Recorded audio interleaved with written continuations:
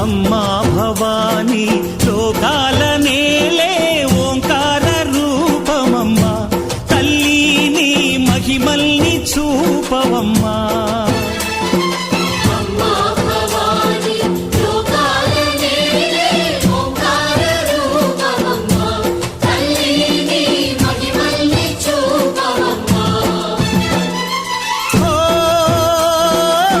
సృష్టికే దీపమా, శక్తికే మూలమా, సింహరథమే నీదమ్మా.